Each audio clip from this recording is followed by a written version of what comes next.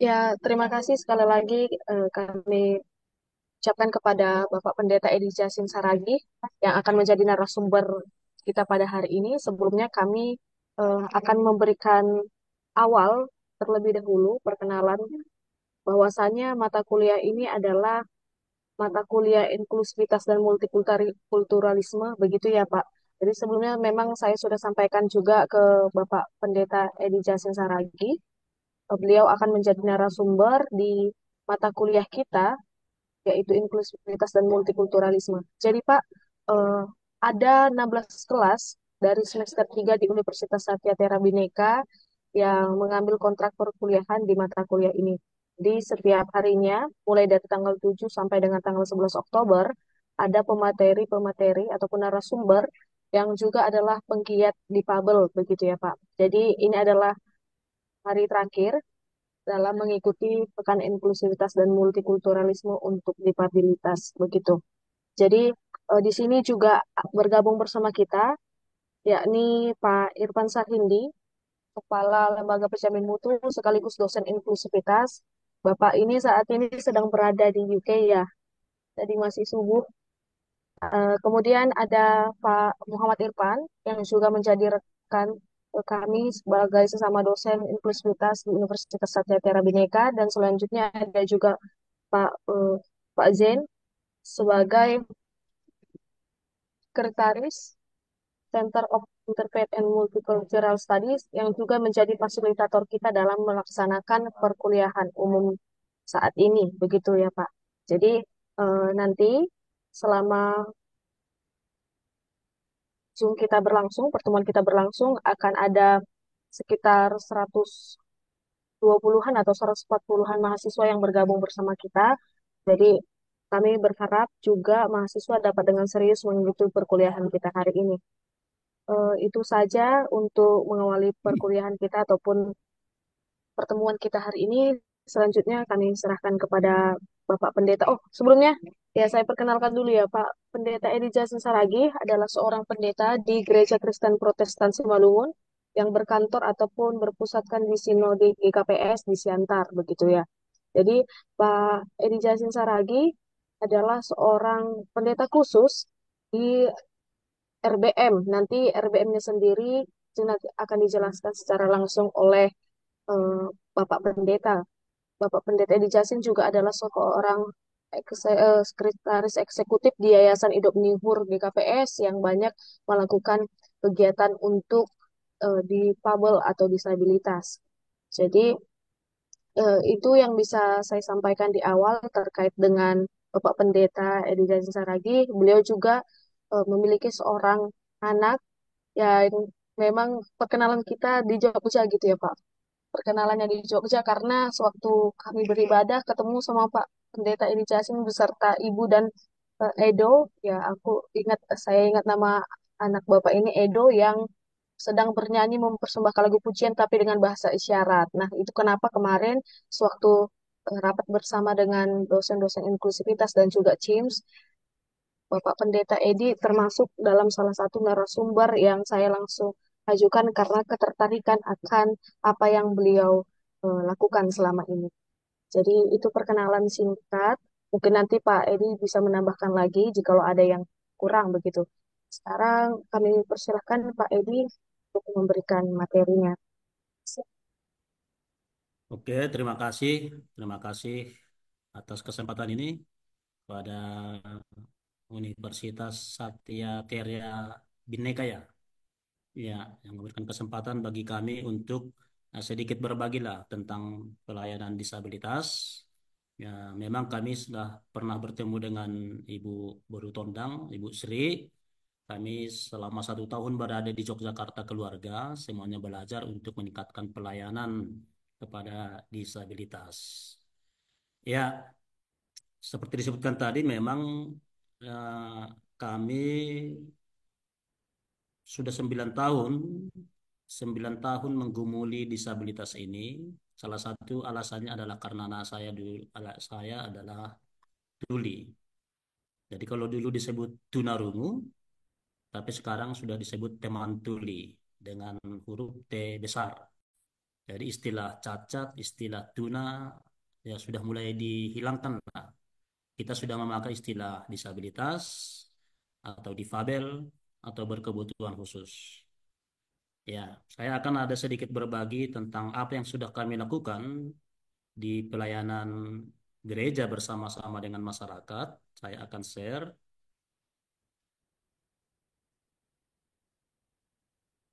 Ya, mudah-mudahan sudah bisa dilihat ya. Sudah, Pak. Ya, oke, terima kasih. Jadi saya adalah pendeta di GKPS, pendeta khusus sudah 9 tahun untuk melayani, mendampingi, memberdayakan penyandang disabilitas di dalam satu unit pelayanan yang namanya RBM GKPS. Ya, pertama, pelayanan GKPS terhadap penyandang disabilitas, kita memakai strategi berbasis masyarakat, rehabilitasi berbasis masyarakat, yang di launching pada tanggal 28 Mei 2015. Jadi sudah 9 tahun lewat lah. Pada saat itu, pada tahun 2015, kita sudah mendata ada sebanyak 128 orang dengan relawan 50 orang. 9 tahun yang lewat. GKPS memilih strategi berbasis keluarga atau masyarakat dengan menjangkau penyandang disabilitas dan hubungan batin antara anak dengan orang tua tetap terjaga. Jadi pendekatan kepada disabilitas ada dua, pendekatan panti, lembaga, atau pendekatan berbasis masyarakat. Tapi kami memilih berbasis masyarakat dengan tujuan agar lebih banyak menjangkau, terutama di pelosok-pelosok pedesaan. Jadi ada pergeseran paradigma pengasuhan yang dulu berbasis lembaga atau panti berubah menjadi berbasis keluarga. Nah, kalau saya kecepatan bisa diperingatkan. Iya, Oke, Pak. Iya, Pak. iya. Jadi dulu berbasis lembaga, sekarang juga masih ada, walaupun ada juga berbasis masyarakat. Dia berubah menjadi berbasis keluarga. Artinya kita memperkuat pengasuhan di keluarga. Apakah peningkatan pemahaman orang tua, apakah peningkatan kapasitas ekonomi mereka, dan juga pendidikan-pendidikan kepada orang tua. Jadi keluarga itu yang kita berdayakan agar mereka mampu mengasuh anaknya. Sekaligus juga itu adalah menjaga adanya keterpisahan. Didasari bahwa anak memiliki ikatan emosional dan psikologis yang kuat dengan keluarga dan komunitasnya. Ya, dulu pernah pengalaman anaknya diantar ke panti, tetapi 2 hari kemudian ya anaknya itu lari kembali ke rumah. Ya, jadi RBM itu menjaga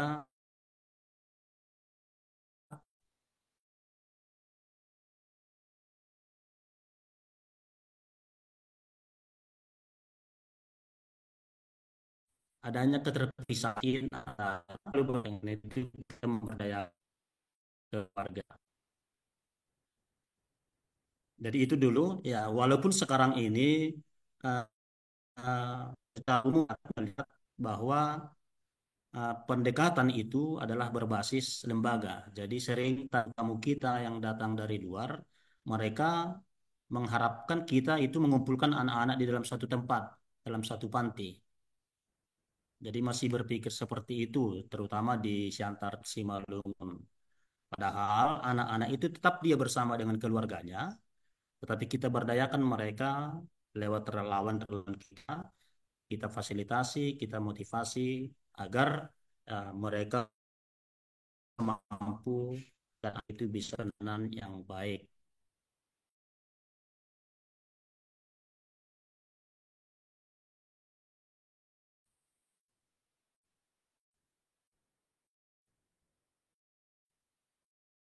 Di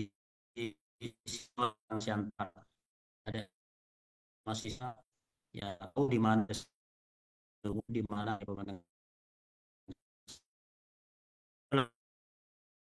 pelayanan itu baca hitung tulis sebagian waktu, ada belajar keterampilan, ada usaha bersama, berladang, beternak, mereka juga berrekreasi dan lain-lain sebagainya. Jadi kita memfasilitasi semua pos-pos itu dan melatih para relawan-relawan untuk semakin lebih mampu. Jadi seperti tahun ini saya berangkat ke Jogja bersama dengan keluarga 1 tahun mengambil ilmu. Setelah itu kami akan mentransfer kepada keluarga ataupun kepada relawan untuk diimplementasikan kepada keluarga ataupun kepada disabilitas itu sendiri. Jadi kira-kira begitu strateginya. Ya, di kita memiliki metrik yang biasa ini secara umum di RBM.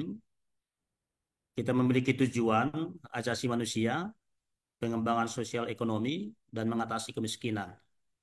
Karena bagaimanapun kemiskinan dan disabilitas itu tidak bisa dipisahkan. Dia disabilitas mengakibatkan dia miskin. Dia miskin mengakibatkan dia disabilitas. Ini pada umumnya yang terjadi di desa-desa. Jadi sulit memisahkan. Oleh karena itu, program-program kami lebih banyak kepada peningkatan ekonomi dalam rangka mengatasi kemiskinan. Karena kadang, adik-adik, pergumulan orang tua itu sebetulnya bukan anaknya disabilitas, tapi yang menjadi pergumulan mereka adalah masalah perut. Itu di desa-desa pada umumnya. Jadi terlebih dahulu kita mengatasi, meningkatkan ekonomi mereka, kemudian baru kita mengadakan rehabilitasi kepada anak. Jadi ada kesehatan, ada pendidikan, ada mata pencaharian, sosial budaya, dan pemberdayaan. Ini secara umum. Kesehatan kita ada promosi, pencegahan, perawatan medis, rehabilitasi, membagi alat-alat bantu, misalnya kursi roda, tongkat, dan lain sebagainya. Apakah kaki palsu, ya kita fasilitasi mereka ke lembaga-lembaga yang lain. Bukan RBM yang memiliki bengkel alat bantu, tapi kalau di Pematang Siantar ada itu Harapan Jaya, kita membawa anak itu ke Harapan Jaya untuk mendapatkan misalnya kaki palsu. Ada pendidikan, ada mata pencarian, pengembangan keterampilan, kewirausahaan, dan juga layanan finansial ya dengan pinjaman dengan bunga 0% untuk meningkatkan menambah modal mereka dan itu bergulir dana bergulir ya. Ada juga sosial, kita juga dekat dengan ya suka dan duka, kita juga membawa mereka rekreasi karena itu adalah hak mereka juga. Ya, ada pemberdayaan, ada advokasi. Sekarang kita sedang berjuang advokasi eh, terbitnya peraturan daerah tentang hak-hak penyandang disabilitas di Pematang Siantar. Tahun ini kita berjuang dalam rangka Hari Disabilitas Internasional. Selanjutnya akan ke Simalungun. Ya, kalau di Sumatera Utara sudah keluar pergub memang tentang hak-hak penyandang disabilitas. Ya, mudah-mudahan itu secepatnya bisa diimplementasikan di kabupaten kota. Salah satu yang penting juga di dalam pemberdayaan ini adalah kelompok mandiri. Kelompok mandiri ini artinya kita membentuk komunitas orang tua dengan anak disabilitas. Jadi misalnya dalam satu wilayah, orang tua itu membentuk seperti arisan lah, arisan, komunitas.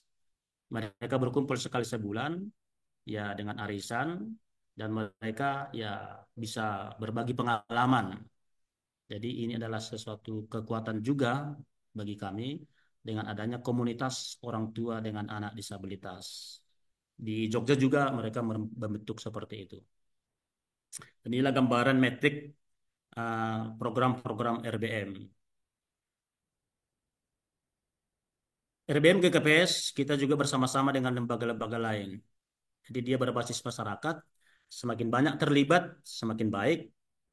Kita memiliki forum komunikasi, ada forum diakonnya gereja-gereja IWM, ini yang sama-sama yang memiliki pelayanan disabilitas banyak.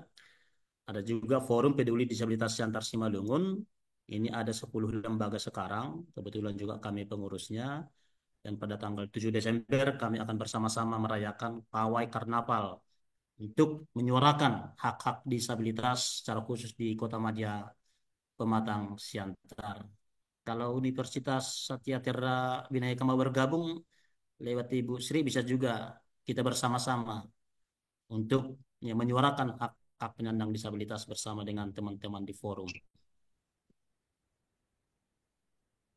Ya, untuk memperkuat uh, dan untuk berkesinambungannya pelayanan ini, GKPS dari RBM sudah membentuk yayasan, namanya Yayasan Hidup Nyuhur. Pada tanggal 25 Juni 2023, RBM GKPS telah menjadi Yayasan Hidup Nyuhur dan terdaftar di Kemenkumham. Hingga saat ini Yayasan Hidup Nyuhur melalui unit RBM telah mendampingi lebih dari 400 orang penyandang disabilitas dengan jumlah relawan 145 orang. Tentunya ini masih jumlah yang sangat sedikit. Kalau WHO mengatakan 15% penduduk dunia adalah disabilitas, ya di gereja kami sendiri ada 250.000 orang, ya 15% dari 250.000 orang ya sekitar 3.000 mestinya ada terdata. Tapi ini masih 400 orang. Jadi masih banyak yang belum tersentuh, terutama di desa-desa, di pelosok-pelosok. Ya, belum masih banyak yang belum diperhatikan pemerintah maupun lembaga-lembaga yang lain. Ya inilah kantor kami, ini di Raya. Ini ada aulanya, tempat-tempat pertemuan, tempat-tempat perayaan. Tapi mereka bukan berkumpul di sini, tapi ini adalah pusat pengembangan, jadi tempat-tempat pelatihan. Ada juga penginapannya. Inilah para relawan-relawan sebagian. Ya, relawan ini tidak digaji, bukan berarti mereka tidak berharga, tapi karena mereka tidak ternilai. Itu moto kami. Relawan tidak digaji bukan berarti tidak berharga, karena mereka tidak ternilai. Jadi sudah ada yang sampai 9 tahun memberikan hatinya, waktunya untuk mendampingi disabilitas. Sekarang sudah hampir lebih 200 orang. Karena semakin hari semakin bertambah, banyak yang mau bergabung, yang tertarik untuk pelayanan ini. Ini adalah suatu apa namanya potensi bagi kami, terutama di Simalungun. Karena Ahab, namanya Ahab, Ahab Sri Bahasa Indonesia. Perasaan Rasa, itu, perasaannya. rasa, rasa peduli itu masih tinggi ya di Simalungun. Ya, salah satu yang kami banggakan juga adalah RBM GKPS telah meluncing buku modul ajar katekisasi Sidi khusus untuk hambatan intelektual. Walaupun ini memang Kristen, tapi kami melihat bahwa penyandang disabilitas itu memiliki kebutuhan spiritualitas. Mereka rindu untuk bertemu dengan Tuhannya. Ini kami teliti selama 2 tahun, terutama secara khusus untuk hambatan intelektual. Dia memiliki kerinduan untuk bertemu dengan Tuhannya. Hanya mereka tidak mengerti. Oleh karena itu, kami membuat penelitian dan membuat suatu buku, ya modul ajar namanya. Kalau di gereja itu ada pendidikan Kristen sebelum mereka angkat sida ataupun dewasa dalam iman. Jadi kita didik mereka dengan 5 materi besar dengan metode-metode yang sesuai dengan hambatan intelektual. Ya, jadi bukan kita ya pelayanan kami bukan hanya menyentuh secara fisiknya, tapi kita juga ya bagaimana bisa memenuhi kebutuhan spiritualitas mereka. Kedepan Yayasan Hidup Nyur GKPS, kita akan mengembangkan pelayanan untuk lansia senior dan meningkatkan usaha mandiri. Ya, sekarang ini kami fokus memang program bersama mewujudkan gereja dan desa inklusi. Jadi kami memilih 5 desa percontohan untuk menjadi ya desa sebagai percontohan yang disebut inklusi sesuai dengan indikator-indikator yang ada di pemerintah. Jadi kita bersama mewujudkan gereja dan ya desa. Desa itu artinya ya bersama-sama dengan masyarakat setempat dan lembaga-lembaga yang ada. Ya, mari kita bersama-sama mewujudkan suatu desa itu menjadi desa yang ramah, terutama kepada disabilitas, anak, dan kepada lansia. Di dalam 9 tahun pelayanan, ada beberapa dampak pelayanan ini kami lihat. Yang pertama, jelas difabel itu semakin percaya diri. Jadi dengan adanya wadah ini, orang yang dulunya mengurung diri di rumah, akhirnya keluar. Dan begitu kita memberikan peran bagi mereka, tampil misalnya di gereja, di masjid, ataupun di tengah-tengah masyarakat, ya mereka semakin percaya diri. Jadi mereka dilibatkan, ya apakah itu membersihkan gedung gereja, apakah itu membersihkan gotong royong di tengah-tengah masyarakat, apakah itu dengan karya-karya mereka dihargai kita beli, ya ternyata mereka semakin percaya diri. Kemudian juga orang tua tidak malu lagi memiliki anak dengan disabilitas. Keluarga juga semakin terbuka dan bersemangat. Jadi kami selalu menanamkan agar keluarga itu jangan menyerah, harus selalu berpikir bahwa anak ini akan bisa. Ya, menjadi orang tua yang realis, ya menjadi orang tua yang bisa menyesuaikan. Walaupun adik-adik kami sebagai orang tua penyandang disabilitas, jika seseorang memiliki anak disabilitas, dia pasti mengalami proses. Ada 5 proses itu, tahapan. Mungkin dia pertama akan tahap ya bertanya-tanya, kenapa? Kenapa harus kami memiliki anak ini? Dia bertanya-tanya. Bahkan dia mungkin melihat apa yang salah.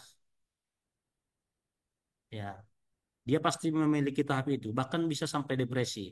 Istri saya juga ya pernah depresi juga, tapi tidak berlama-lama. Sampai kurus karena kami memiliki anak disabilitas. Setelah itu, setelah depresi, dia mungkin bisa ya menyesuaikan atau penerimaan. Jadi tanpa kita berdamai, tanpa orang tua bisa berdamai dengan dirinya sendiri, tanpa dia bisa berdamai dengan orang lain, masyarakat, tanpa dia bisa berdamai dengan Tuhan, itu masih sulit kita untuk mengadakan pendampingan. Jadi kita membutuhkan tenaga-tenaga psikolog ya untuk bersama-sama untuk menguatkan orang tua dengan pembinaan-pembinaan kepada orang tua. Karena bagaimanapun program-program RBM ini, yayasan ini tidak akan berjalan tanpa orang tua. Karena pertemuan itu hanya sekali seminggu, tapi di rumah mereka orang tua yang harus meneruskan pembelajaran yang sudah kita programkan. Masyarakat juga sudah mulai melihat kalau penyandang disabilitas bukanlah objek. Walaupun sampai sekarang, secara umum bisa kami katakan bahwa penyandang disabilitas itu adalah orang-orang yang perlu dikasihani. Orang mereka adalah yang perlu mendapat bantuan sembako dan lain sebagainya. Masih dididik seperti itu. Tapi melalui RBN kita melakukan pemberdayaan. Mereka bukan objek, tapi kita sama, kita setara. Hanya yang dibutuhkan mereka adalah kesempatan. Kesempatan itu yang tidak ya ada bagi mereka. Karena pandangan kita pada umumnya melihat mereka adalah orang yang lemah. Tapi dengan adanya pelayanan ini, masyarakat sudah mulai melihat, oh ternyata mereka bisa. Ternyata anak saya Edo, walaupun dia tidak bisa mendengar, ya tapi sekarang dia bisa, ya bisa dia fotografer, bisa dia desain komputer, dan masih banyak yang lain. Jadi setiap anak pasti ada kelebihan-kelebihannya yang kami lihat. Ya, banyak kelebihan-kelebihan. Kalau misalnya teman tuli dia lemah dalam pendengaran, Tuhan memberikan kelebihan kepada penglihatannya. Mereka, ya kalau penglihatan mereka memang kadang kita tidak melihat tapi mereka bisa melihat. Teman-teman netra tidak bisa melihat tapi mereka pendengaran yang tajam. Ya kira-kira begitu ya dalam kehidupan ini. Jadi gereja juga memberikan kesempatan kepada disabilitas untuk ikut terlibat dalam pelayanan gereja. Jadi secara khusus di gereja kami sudah membuka membuka pintu agar disabilitas itu ikut beribadah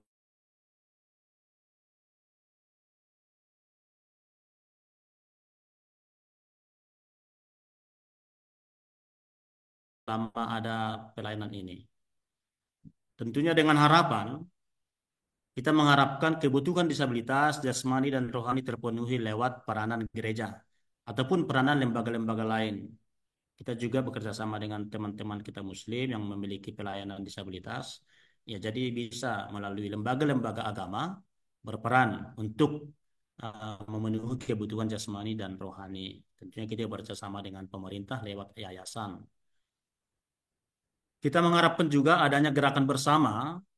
Ini belum adanya gerakan bersama, bukan hanya gereja ini ya, tapi kita membuat gerakan bersama untuk membuka sekolah pekerja sosial. Ini harapan. Ya, mudah-mudahan ya ikut bisa dari kampus-kampus juga bisa berperan untuk membuka sekolah-sekolah pekerja sosial untuk mendampingi pelayanan-pelayanan kaum rentan, apakah itu lansia, apakah itu disabilitas. Ya, perlu adanya pekerja sosial seperti di Malang, kami hari itu ikut pendidikan di sana, ada di situ sekolah pekerja sosial. Itu bagus juga. Kita mengharapkan visinya RBM, visi yayasan adalah terwujudnya disabilitas yang mandiri di tengah-tengah masyarakat inklusi. Jadi ini yang menjadi visi kita, kemandirian dan inklusivitas masyarakat. Yang menjadi tantangan, yang pertama tetap itu permasalahan penyandang disabilitas terhadap pelayanan publik. Artinya masih mengalami banyak kendala, apakah itu stigma, ya transportasi, bangunan, kebijakan, media komunikasi. Jadi inilah hambatan-hambatan tantangan bagi penyandang disabilitas, hambatan perilaku, hambatan sikap, dan hambatan kebijakan. Kami belum di Kabupaten Simalungun, di Pematang Siantar, belum ada kebijakan pemerintah yang resmi.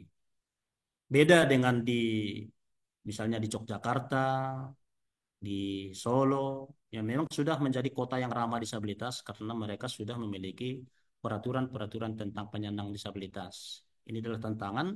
Tanpa peraturan ini memang sepertinya baik kepala desa teman kita bekerja sama, mereka juga sulit untuk ya membuat anggaran dan lain sebagainya dengan tidak adanya peraturan ini.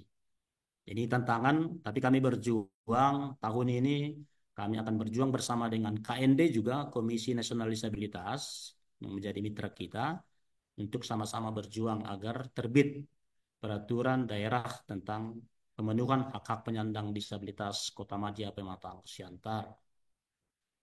Ya, yang berikut tantangan bagi kami juga adalah disabilitas yang kurang percaya diri. Masih banyak yang minder. Ya, ini mungkin dalam proses, tapi masih banyak yang minder, terutama yang ada di desa-desa. Keluarga juga belum sepenuhnya. Bisa dikatakan baru 30% yang bisa menerima. Selebihnya masih bertanya-tanya. Selebihnya masih ingin sembuh. Keinginan sembuh ini sering kalau di desa itu mereka akan mencari orang pintar yang menjadi tantangan kita. Berdukun. Setelah mereka bosan, jenuh, habis harta, baru kembali ya kepada semula. Itulah tantangan bagi kita yang perlu ya kita mendidik mereka bahwa disabilitas itu adalah bukanlah orang sakit, tapi disabilitas itu tidak akan sembuh.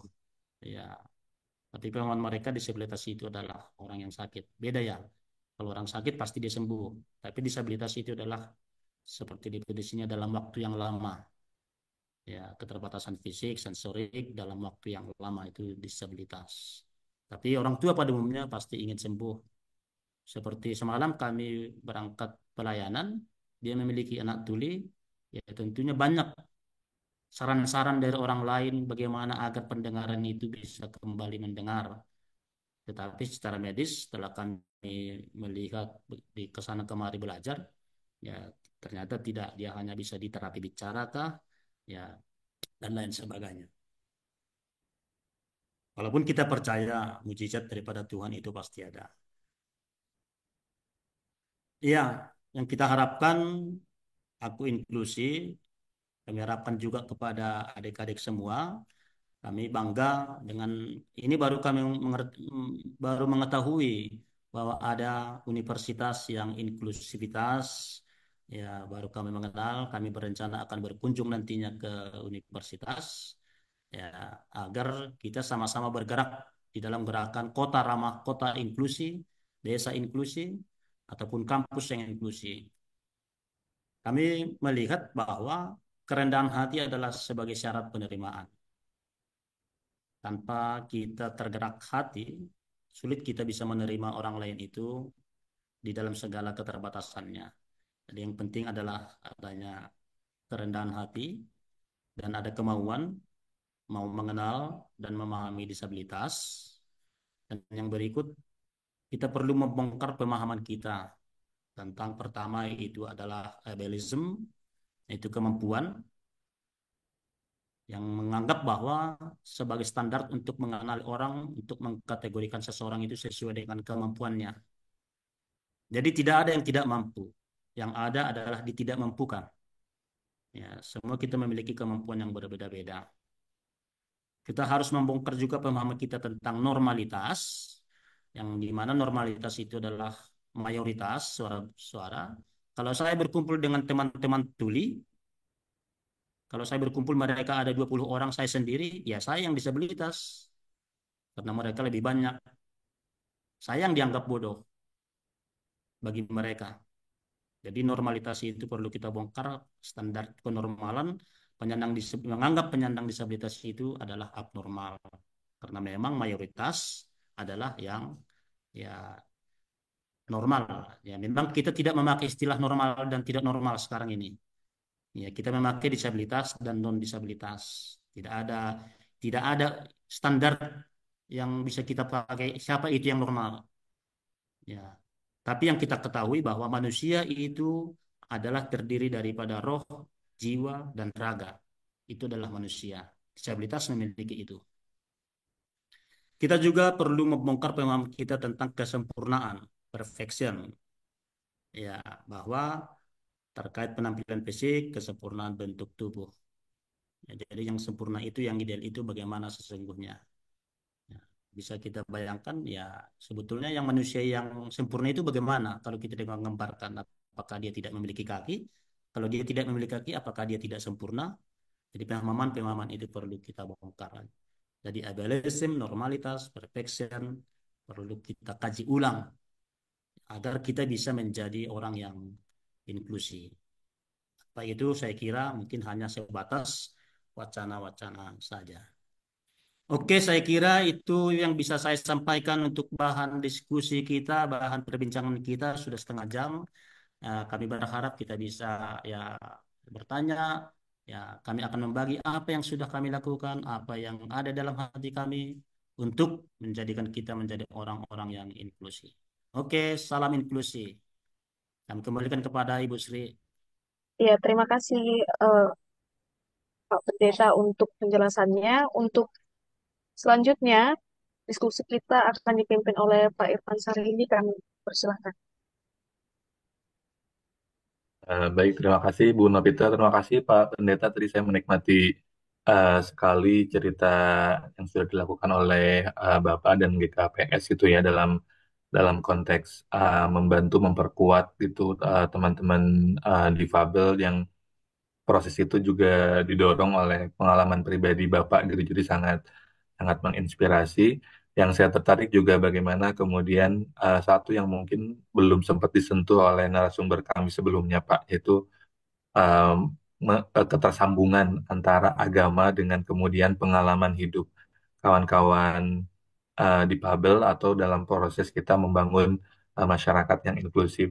Saya sebenarnya ada beberapa pertanyaan, tapi saya mau persilahkan dulu, apakah dari adik-adik mahasiswa ada yang mau bertanya? Kalau ada yang mau bertanya, silahkan raise hand, nanti akan saya spotlight ya. Adik-adik mahasiswa ada yang mau bertanya?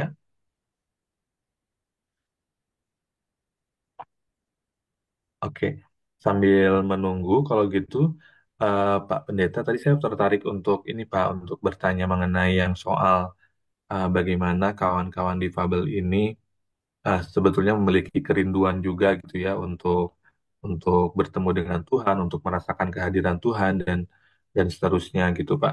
Nah, saya mungkin agak agak agak agak agak berbalik dari itu gitu Pak. Nah, apakah dalam khotbah Bapak gitu misalkan ada penguatan-penguatan tertentu dari pandangan agama untuk membangun uh, perspektif yang lebih inklusif gitu dari orang-orang yang non difabel gitu untuk mereka kemudian bisa menghilangkan stigmanya, kemudian bersikap lebih inklusif dan seterusnya gitu.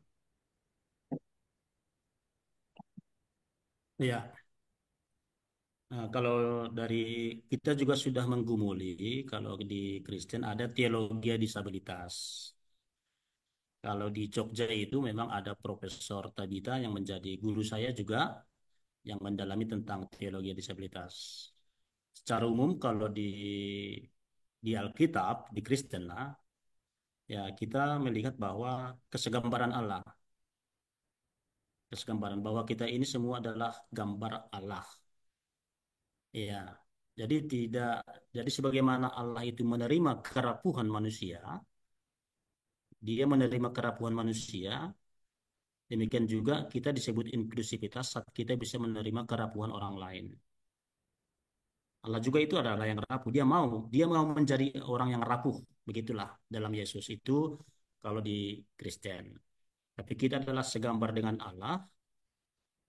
Seperti anak saya itu adalah tuli, saya memahami bukan Tuhan yang menjadikan dia tuli.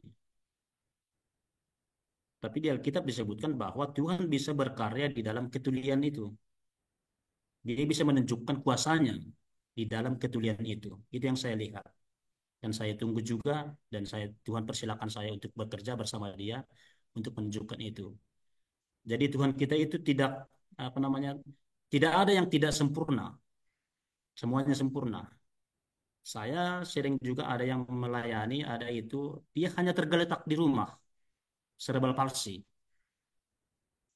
Dia hanya tergeletak, dia bisa melihat, tapi saat kita melihat penglihatannya, kita merasa damai. Saat kita menyentuh fisiknya, kita merasakan sesuatu kedamaian. Saya tidak tahu apa itu. Jadi ya walaupun begitu keadaannya, Tuhan bisa pakaikan dia untuk menyatakan bahwa ada Tuhannya, ada penciptanya. Jadi dasar-dasar teologi teologi itu memang ya kami mengangkat dari kesegambaran Allah, bahwa manusia diciptakan sesuai ya serupa dengan gambar dan rupa Allah itu. Jadi apakah orang dengan hambatan intelektual itu tidak gambar Allah? Kami mengatakan dia adalah gambar Allah. Apakah orang dengan ketulian itu tidak gambar Allah? Dia adalah gambar Allah. Jadi kira-kira begitu pas secara singkat pemahaman pandangan-pandangan agama Kristen tentang disabilitas. Ya, jadi membantu ini ya Pak Pendeta, membantu untuk teman-teman yang non-difabel untuk melihat kawan-kawan difabel ini bukan sebagai orang yang kekurangan, tapi orang yang memiliki kemampuan yang berbeda yang dititipkan melalui apa yang mungkin terlihatnya seperti seperti kekurangan gitu karena stigma dan lain sebagainya ya Pak ya. Ya, Dan Pak. jadi lebih positif ya, apa namanya membantu teman-teman difabel untuk lebih kayak tadi mungkin percaya diri dan lebih berkarya sesuai dengan kemampuan yang telah Tuhan berikan kepada mereka. Oke, dari adik-adik ada yang mau bertanya? Oke, ini ada Angel Aprilia. Angel, silakan. Terima kasih Pak atas waktunya. Perkenalkan terlebih dahulu, nama saya Angel Aprilia, kelas BI Asiang. NIM saya 2302220265. Saya mau bertanya nih Pak sama Bapak yang ini, siapa sih? Sama Bapak itu yang Pak Yayasan Pendeta. Hidup Uhur GKPS. Pak, saya mau tahu nih tantangan yang dihadapi itu dalam melaksanakan kerja-kerja sosial di yayasan itu apa sih Pak? Boleh tahu nggak Ya, untuk tantangan? ya, seperti yang sudah saya sebutkan, pertama tantangan bagi kami adalah satu uh, hambatan kebijakan. Jadi pemerintah belum membuat peraturan-peraturan tentang hak-hak penyandang disabilitas. Jadi saat kita mau bekerja di desa untuk menjadikan desa itu desa inklusi, tentunya kita akan bekerja sama dengan kepala desa, aparat desa, tapi tentunya aparat desa mengatakan mereka tidak memiliki arahan dari atas tentang aturan-aturan untuk hak-hak disabilitas. Itu yang pertama. Jadi hambatan tentang peraturan kebijakan. Yang kedua, tantangan bagi kita itu adalah hambatan-hambatan dalam perilaku. Ya, perilaku ataupun tanggapan masyarakat yang menganggap bahwa disabilitas itu adalah orang-orang kelas 2 lah, orang-orang yang tidak mampu, orang yang lemah, sehingga mereka tidak diberikan kesempatan untuk ikut berpartisipasi secara penuh di tengah-tengah masyarakat. Itu tantangan, tentunya ini harus kita ubah juga. Ada juga tantangan bagi disabilitas itu sendiri. Mungkin karena sering mereka tidak disentuh, tidak diberdayakan, mereka akhirnya minder, merasa mereka tidak mampu. Jadi itu adalah tantangan bagi kami, tapi ini adalah suatu peluang juga bagi kita untuk ya bisa mengubah itu semua. Tapi sampai saat ini itulah yang menjadi uh, tantangan bagi kita di dalam pelayanan-pelayanan disabilitas. Karena yayasan itu kita bekerja twin track. Artinya sembari kita melakukan pelayanan rehabilitasi kepada penyandang disabilitas, sembari juga kita akan mengubah mindset daripada masyarakat. Jadi bersamaan itu. Kira-kira gitu, Ade Angel. Terima kasih, Pak. Iya, jadi tadi sangat multi lapis ya Pak Pendeta ya, mulai dari aspek pemerintahnya yang mungkin itu di luar kontrol kita kadang-kadang gitu. Terus kemudian dari aspek teman-teman difabelnya dan dari aspek masyarakat yang ada di lingkungan sekitar difabelnya juga. Dari Angel, apakah ada follow up question ataukah sudah cukup jelas? Cukup jelas, Pak. Oke, terima kasih ya. Sama-sama. Berikutnya ada Gracetin ya. Saya spotlight dulu, silahkan Gracetin. Baik, terima kasih Pak kesempatan yang diberikan. Sebelumnya perkenalkan, saya Grestin Novemsyagula, saya dari kelas Kebidanan A sore. Izin saya ingin bertanya kepada Bapak Pendeta Edi. Tadi kan mungkin sudah diberitahukan tentang tantangan-tantangan saat yang ada di organisasi. Jadi di sini saya ingin bertanya Pak, eh, kan mungkin organisasi ini sedikit condong mungkin lebih ke keagamaan gitu kan Pak. Nah, di sini saya ingin bertanya, kira-kira Pak, sebelum ataupun awal mula pembentukan organisasi ini, kira-kira ada tidak ya Pak pihak luar yang mungkin tidak ataupun yang bertentangan atas pembentukan organisasi ini? Mungkin itu saja. Hmm. Baik, Pak. Terima kasih. Ya, terima kasih. Ya, sampai saat ini memang, eh, sampai saat ini dan sejak pembentukan awal, khususnya di daerah Simalungun dan Siantar, tidak ada, bisa kita katakan tidak ada pihak-pihak yang tidak setuju dalam pelayanan ini. Apalagi kami menyebutkan pelayanan ini adalah bersifat inklusi, dia terbuka untuk semua, tidak membeda-bedakan agama, walaupun dia memang dipelopori oleh gereja. Tapi kita bisa bekerja sama dengan tokoh-tokoh agama-agama yang lain. Seperti kita bersama-sama dalam satu forum untuk memperjuangkan sama-sama berjuang untuk hak hak disabilitas. Jadi tidak ada orang yang menghalangi, ya belum ada lah sampai saat ini. Semuanya para mendukung. Hanya tadi pemerintah belum apalah, belum bergerak seperti harapan kita, belum ya membuat program-program. Misalnya inilah HDI, Hari Disabilitas Internasional, ya pemerintah tidak tidak tahu itu dan tidak merayakannya. Ya, jadi kita memang harus menggandeng pemerintah. Bukan bukan mereka tidak mau, hanya mereka kurang paham, kurang mengerti. Jadi kita harus merangkul banyak orang di dalam strategi ini. Itu kuncinya. Semakin banyak yang terlibat, semakin baik. Dan sampai saat ini ya tidak, manusia memang memiliki rasa, diciptakan memiliki rasa peduli kepada sesamanya. Kami hidup dari pelayanan kami ini, pelayanan Yayasan Hidup Nyuhur, kita membutuhkan dana. Tapi kami melihat itu bukan menjadi persoalan. Saat kita membuat program, dana itu selalu ada. Kita tidak tahu dari mana datangnya dana itu. Kita butuh kursi roda, misalnya kita butuh kursi roda 10. Ya, hanya kita ada keinginan, mau dikasih kemana, ya selalu ada yang memberikannya.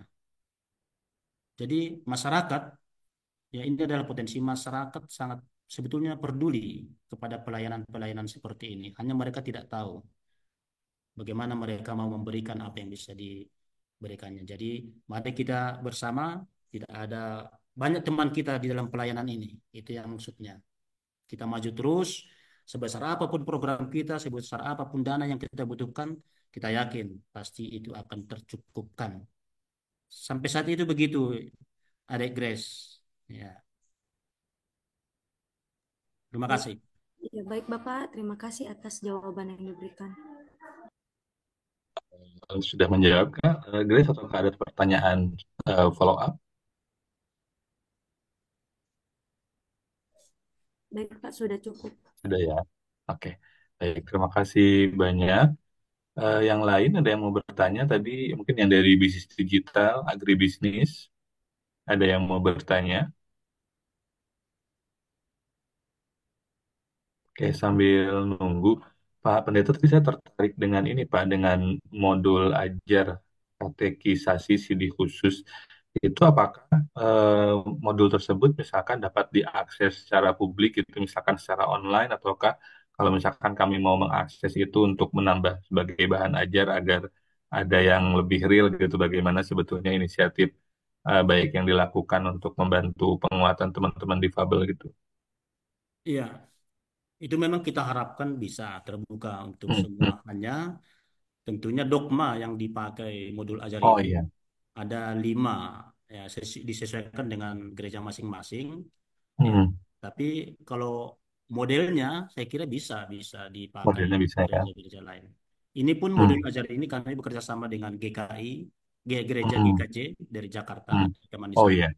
Sama, hanya kita memberikan dogma kita, buat Hmm. penelitiannya dan terciptalah suatu model, metode Hmm. pengajaran.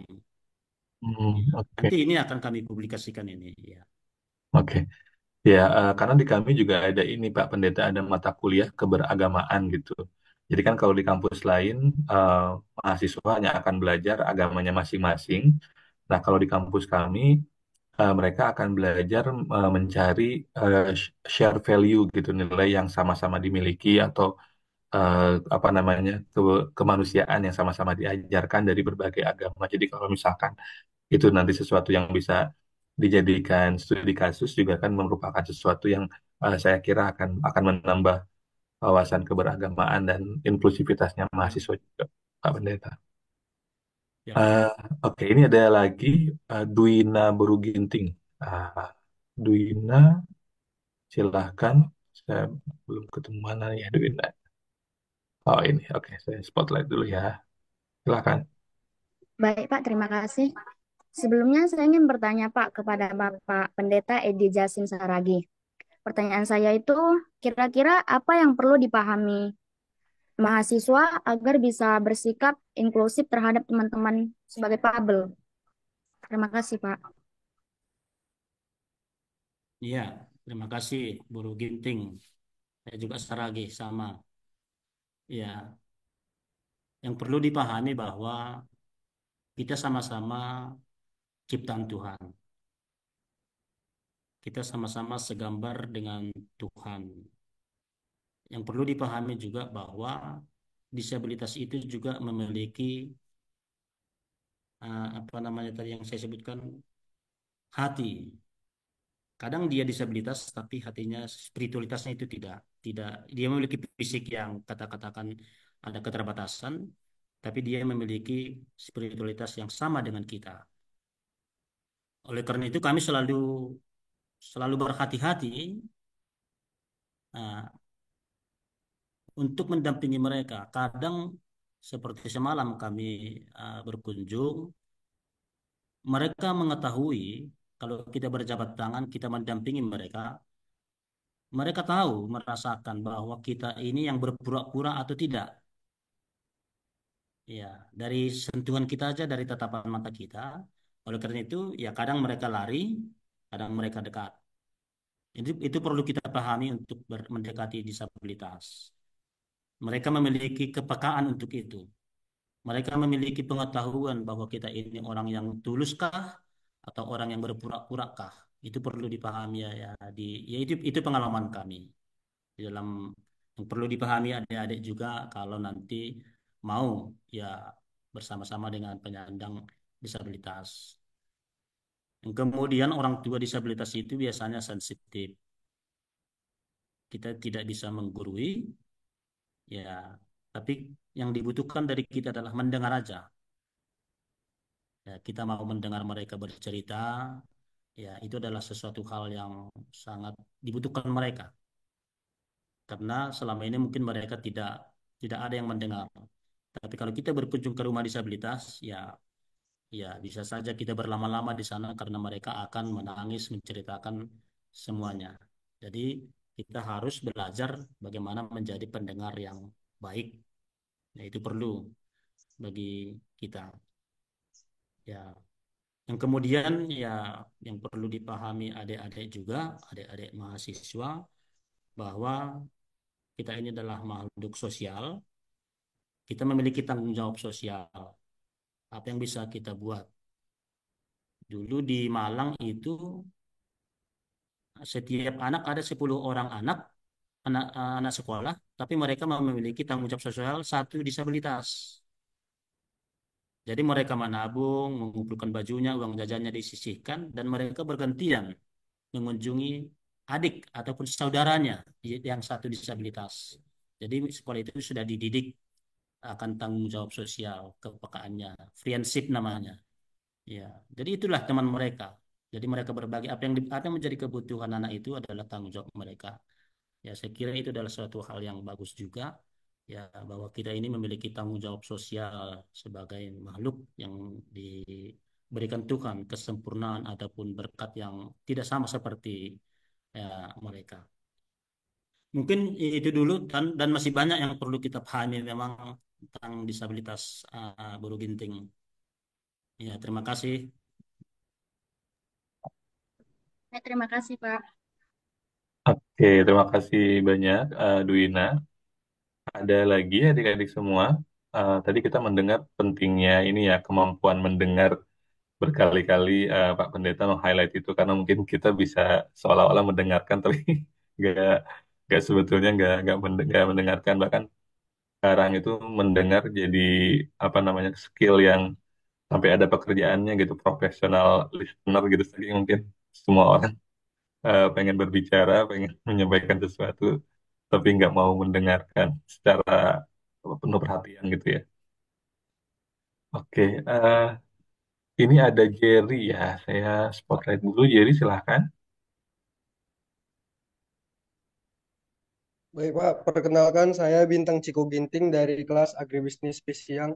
Ingin bertanya sama Pak Pendeta, Pak, eh, bagaimana cara untuk mengembangkan rasa percaya diri untuk teman-teman difabel agar mudah bersosialisasi, Pak? Terima kasih. Ya, terima kasih untuk pertanyaannya. Dan ini memang ya, program prioritas kami juga untuk mengembangkan percaya diri. Yang pertama, untuk mengembangkan percaya diri disabilitas, kami memberikan kesempatan bagi mereka sesuai dengan potensinya. Itu hambatan intelektual yang sudah dewasa, pada umumnya kami memberikan keterampilan yang sederhana. Misalnya, kita mengajari mereka membuat sabun cair. Jadi kita beli bahannya di Medan, kita mengajari mereka di desa, dan mereka membuat itu dalam botol aqua dan dijual 5.000 ke rumah-rumah.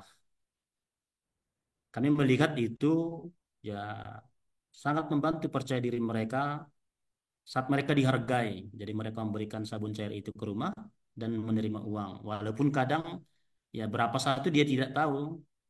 Orang mau ngasih 10.000 tiga dikasihnya ya kadang juga itu masyarakat juga sering juga membohongi juga. Ya, tapi mereka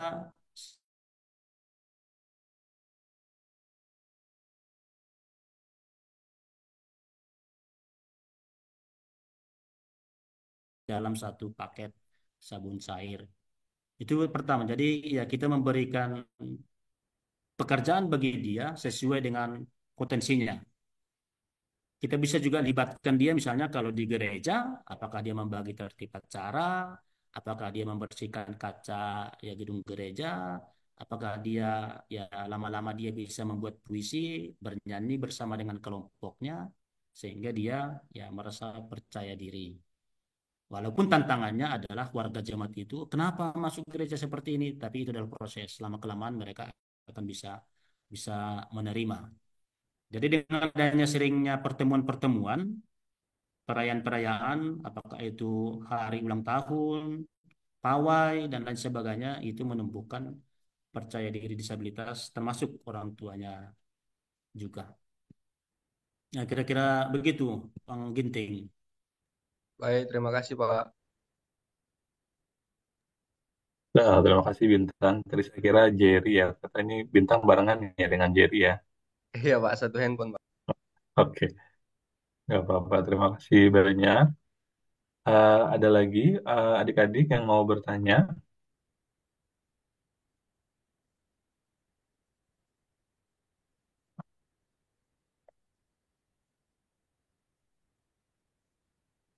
Oke, sambil sambil menunggu mungkin Pak Pendeta tadi kan ada Pak Pendeta bercerita soal volunteer yang membantu um, gereja dan Bapak menjalankan apa namanya aktivitas sosial ini gitu.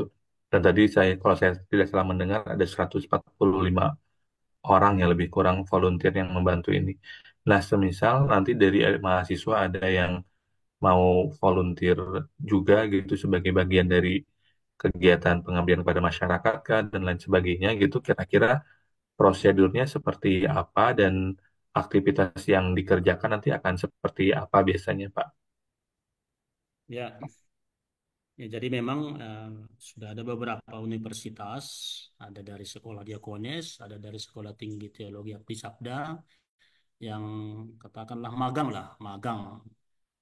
Ya, bisa juga kalau dia berkelanjutan memang bisa kita buat MOU, MOU-nya. Yang jelas mereka akan uh, wilayahnya luas, mereka akan terjun ke desa-desa karena mereka hidup di tengah-tengah masyarakat di desanya untuk jadi ada pengenalan masyarakat, pengenalan disabilitas. Ya, walaupun memang ya, kita keterbatasan dalam hal penginapan, hanya ada berapa penginapan di kantor besar, tapi ya bisa juga nanti anak-anak itu, adik-adik kita itu bisa live in, tinggal di rumah penduduk, dan bekerja bersama dengan volunteer di desa setempat. Ya jadi ya kami mengharapkan ya kalau ada bisa bekerja sama, ya itu sangat baik uh, dari Universitas Bhinneka. Bisa Pak, kami menunggu. Iya.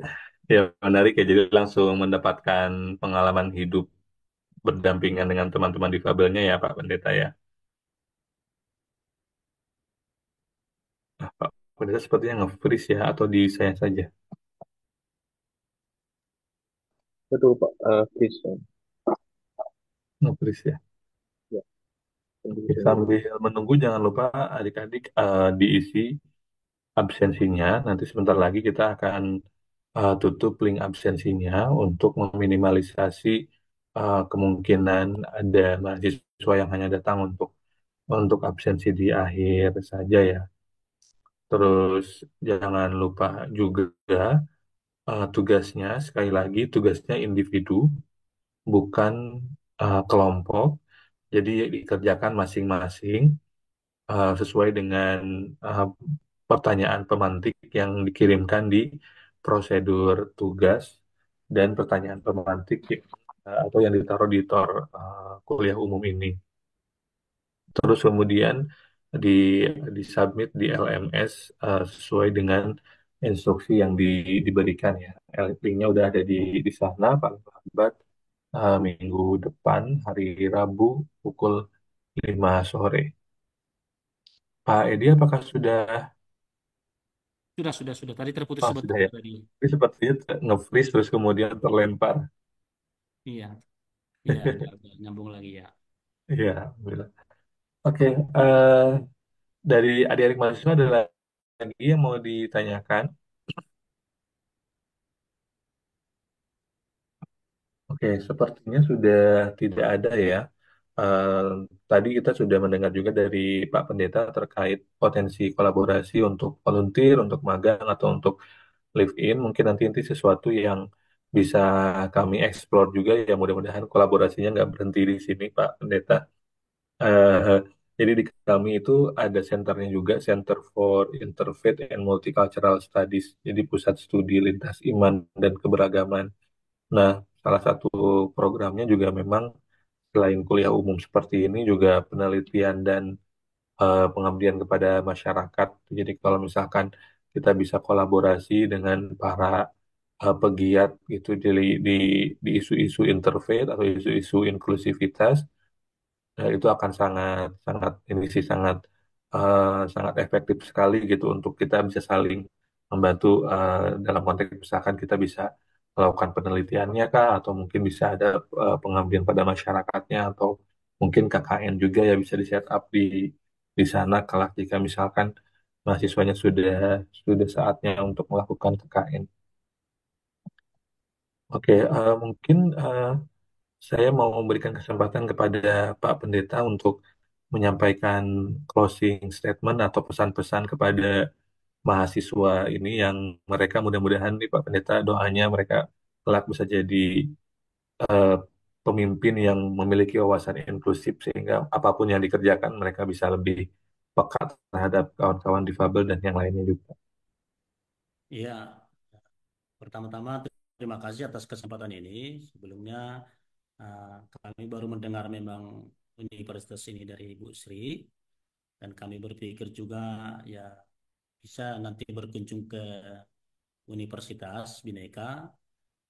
Seperti anak saya, dia nanti tahun depan dia sudah tamat SMA dan banyak lagi teman-teman seperti dia. Jadi apakah nanti kami akan berkunjung apakah di ST Bhinneka bisa menerima uh, mereka sebagai mahasiswa dengan potensi-potensi yang ada pada mereka. Itu mungkin bisa ke depan. Ya, yang menjadi harapan orang tua adalah demikian. Jadi dia mungkin tahun ini kami mudah-mudahan bisa berkunjung Pak ke universitas, ke kampus untuk lebih mengenal Itu lagi. Pak. Iya, ya untuk adik-adik semua ya mari kita terus berjuang. Eh, Indonesia mudah-mudahan pemerintah kita dengan pimpinan Pak Prabowo tetap menjadi seperti yang Pak Jokowi yang memang ramah untuk disabilitas dan pemerintah selalu ya memperhatikan apa yang menjadi hak-hak disabilitas. Kita sama-sama berjuang. Memang di Sumatera Utara kami dengar tidak jadi apa namanya pra Olimpik ya dipindahkan ke Solo. Ya mungkin Sumatera Utara belum siap menjadi tuan rumah untuk disabilitas. Oleh karena itu inilah tantangan bagi kita. Walaupun sudah Pergub sudah keluar, tapi mari kita mengawal itu agar ya pelaksanaan dari Pergub tentang hak-hak penyandang disabilitas dari lembaga-lembaga seperti kami, terlebih dari kampus, bisa sama-sama kita berjuang untuk ini. Ya, itu uh, pesan kami. Kita sama, walaupun kita berbeda agama, tapi kita sama dalam perjuangan ini. Kalau dalam bahasa isyarat disebutkan aku, kamu, kita setara. Itu dalam bahasa isyarat, dalam bahasa anak kami Edo. Aku, kamu, kita setara. Ya, di harapan kita. Ya, kita itu kita setara. Ya, inklusi. Ya, masuk ke dalam. Jadi semuanya ya tidak ada yang tertinggal. Itu harapan kita. Terima kasih untuk kesempatan kepada Bapak Irfan dan pada adik-adik mahasiswa. Ya, semangat terus belajar. Tuhan memberkati. Baik, terima kasih. Boleh berikan tepuk tangan virtual adik-adik kepada Pak Pendeta Edi atau mau tepuk tangan langsung juga boleh di tempat masing-masing. Selanjutnya saya akan ada penyerahan apa namanya sertifikat secara digital juga. Saya izin share screen terlebih dahulu. Uh, Mungkin Bu Novita atau Pak Zen, Pak Muhammad Irfan bisa bantu untuk screenshot. Baik, Pak. Ya, sama tadi. Oke, kalau begitu, untuk screenshotnya ya, Pak. Dalam hitungan tiga, satu, dua, tiga. Oke. Sudah, Pak? Sudah, Pak. Oke. Selanjutnya kita akan foto bersama. Adik-adik yang mematikan kameranya boleh dinyalakan kembali ininya kameranya. Boleh apa namanya rapi-rapi dulu gitu ya. Biar kelihatannya nggak kelihatan kayak baru bangun tidur. Oke, ada 5 slide. Saya akan Pak Jin yang akan mengambil atau saya aja, Pak? Boleh, boleh saya dibantukan saya, Pak. Oh, oke. Oke. Silakan Pak Zen. Oke, sampai dengan tiga, satu, dua, tiga. Untuk berikutnya, satu, dua, tiga. Selanjutnya, satu, dua, tiga,